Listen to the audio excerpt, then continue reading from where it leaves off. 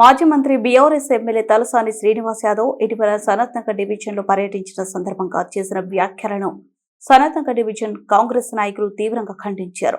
త్రాగునీటి సమస్య ఉందని పేర్కొంటూ గడిచిన 10 ఏళ్ల తమ పాలనలో ఎలాంటి ఇబ్బందులు రాలేదంటూ ప్రస్తుత కాంగ్రెస్ ప్రభుత్వంపై అనవసర విమర్శలు చేయడం పూర్తిగా రాజకీయ ప్రయోజనాల కోసమేనని, ప్రజలను తప్పుదారి పట్టించే ప్రయత్నమని వారు పేర్కొన్నారు. వాస్తవ పరిస్థితులకు విరుద్ధంగా ఇలాంటి ఆరోపణలు చేయడం బాధాకరమని తెలిపారు.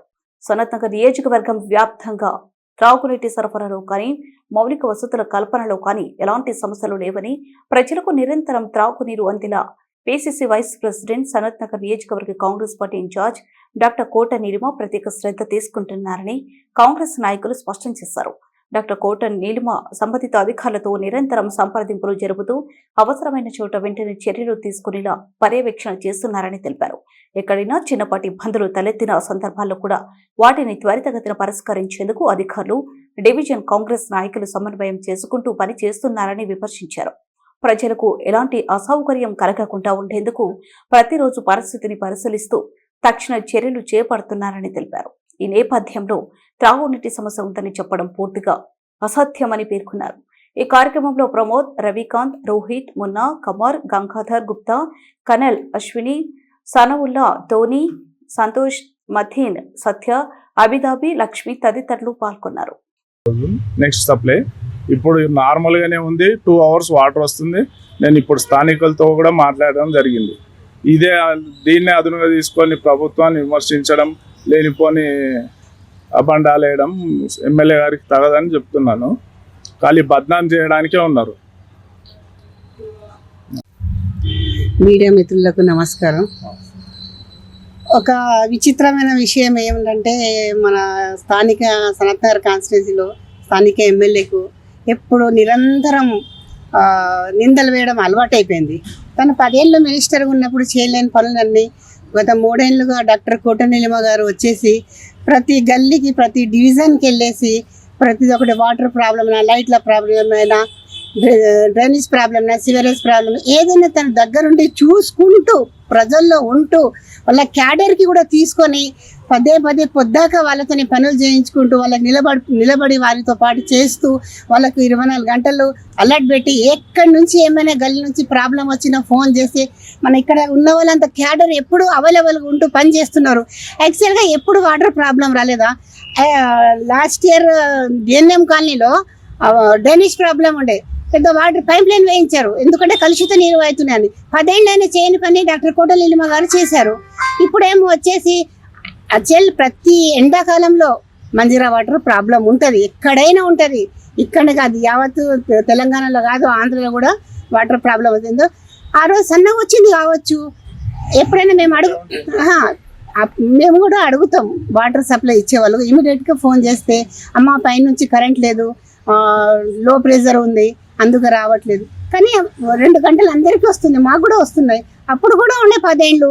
అప్పుడు మీరు మినిస్టర్గా ఉన్నప్పుడు ఏం చేశారు? పెద్ద పైపులు వేయించారా? అది కూడా మా ఇంటి నుంచి సప్లై ఇచ్చారా? వాటర్ ట్యాంకర్ పోతున్నాడు, బరాబర్ పోతాయి, అందరికీ వస్తాయి. అవి కూడా వచ్చేది కమర్షియల్ వాళ్ళు కూడా ఇస్తారు. మీ ప్రభుత్వం ఉన్నప్పుడు ఇవ్వలేదా ట్యాంకర్లు? ఇప్పుడు ప్రభుత్వం ఇచ్చిన గేరాయిస్తాను. ఏం గేరాయిస్తావు? ఫస్ట్ మీరు చేసిన ఏం పనులు ఒకసారి కళ్ళు మూసుకొని గుర్తు చేసుకోండి, ఏమేమి చేశారు, ఏమేమి చేయలేదు. మా నీలిమ మేడం ప్రతి ప్లేస్లో ఎక్కడైనా వాటర్ వస్తున్నారా లేదా, మన హెచ్ఎండి ఆఫీస్లో కూడా వెళ్ళి మేము లెటర్స్ ఇచ్చాము. 2 years బ్యాక్ మేము మీ ప్రభుత్వం ఉన్నప్పుడు నేను లెటర్ ఇచ్చాను, లో ప్రెజర్ వస్తున్నాను. అది చూపించమంటే చూపిస్తాను. అక్కడ ఎన్ని లెటర్స్ పెండింగ్ ఉన్నాయి చూడండి 10 ఏళ్ల నుంచి. ఇప్పుడు వచ్చి మీరు అస్తమాన ఆ ప్రభుత్వం చేసింది, ఈ ప్రభుత్వం చెయ్యట్లేదు. ఏమి మీకు ఇంట్లోకి వస్తలేదా?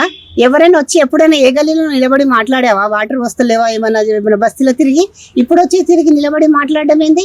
ఎప్పుడైనా సమస్యకి ఎప్పుడు తీసి మీరు లేవనెత్తి మాట్లాడుతున్నారు? ఏం ప్రాబ్లం ఉంది చెప్పండి, నేను మీతో వస్తా. ఎవరు మాట్లాడుతుంది చూడండి, సామాన్య ప్రజల లేకుంటే మీ బీఆర్ఎస్ వాళ్ళకి డబ్బులు ఇచ్చి చేయిస్తున్నారా చెప్తున్నారా? సుభాష్ నగర్లో ఎప్పుడు లో ప్రెజరే, ఇప్పుడైనా మంచిగా వస్తుందని చెప్తున్నారు జనాలు. అక్కడ కూడా మేము దీన్ని తీసుకెళ్ళి మాట్లాడుతాం. మీరు ప్రతి ప్లేస్లో 2 గంటలు వస్తున్నాయి, ఫస్ట్ నుంచి 2 గంటలు వస్తున్నాయి. ఒక్కొక్కసారి లో ప్రెషర్ వస్తుంది, పైనుంచి కరెంట్ లేకుంటే లో సప్లై ఉంటుంది. రాదంతం చేయడం దేనికి?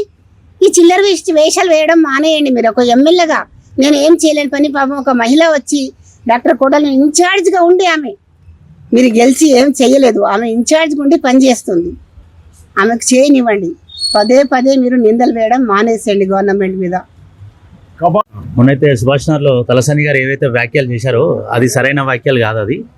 ఎందుకంటే సుభాష్ నగర్లో గత బీఆర్ఎస్ గవర్నమెంట్ ఉన్న 10 ఏళ్ళుగా కూడా ఆడ వాటర్ ప్రాబ్లం ఎన్నో చూసాము. అదే సుభాష్ నగర్లో కాదు, ఎస్ఆర్టీలో కూడా వాటర్ ప్రాబ్లం చాలా ఫేస్ చేశారు, అది బీఆర్ఎస్ గవర్నమెంట్ ఉన్నప్పుడు.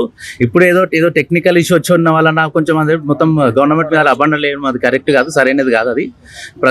ఏదైతే కోట నీలిమ గారు ఉన్నారో తను అవైలబుల్ లేకపోయినా కానీ కార్యకర్తలతో తను కోఆర్డినేట్ చేసుకొని ఎక్కడ ఏ సమస్యలు ఉన్నాయి, ఎక్కడెక్కడ ఏం ప్రాబ్లమ్స్ ఉన్నాయి అని కోఆర్డినేట్ చేసుకొని అప్ టు డేట్ అప్డేట్ తీసుకుంటుంది. సో ఇది చేయడం అది కరెక్ట్ వ్యాఖ్యలు కాదు, దీన్ని వెనక్కి తీసుకోవాలని కోరుతున్నాను. బన్సీలాల్పేట్ నుంచి సనత్ నగర్ వరకు ప్రతి ఒక్క కార్యకర్త కొన్ని టీమ్స్గా ఏర్పడి ఎలక్ట్రికల్ ప్రాబ్లం ఉంటే ఒక టీం పనిచేస్తుంది, అలాగే డ్రైనేజ్ ప్రాబ్లం ఉంటే ఒక టీం అధికారులను అప్రోచ్ అవుతుంది, వాటర్ ప్రాబ్లం ఉంటే కూడా ఒక టీం అప్రోచ్ అవుతుంది. ఎక్కడ ఏ నియోజకవర్గంలో లేని విధంగా కోటా నీలిమ గారు వచ్చిన తర్వాత ప్రతి ఒక్క కార్యకర్తను ఒక టీంలోకి వేసి ప్రజల సమస్యలు నిత్యం ప్రజల్లో ఉండేలా విధంగా ఆ సమస్యలు సాల్వ్ అయ్యేటట్లుగా మేము అధికారులకు దృష్టి తీసుకెళ్లి సాల్వ్ చేస్తున్నాము.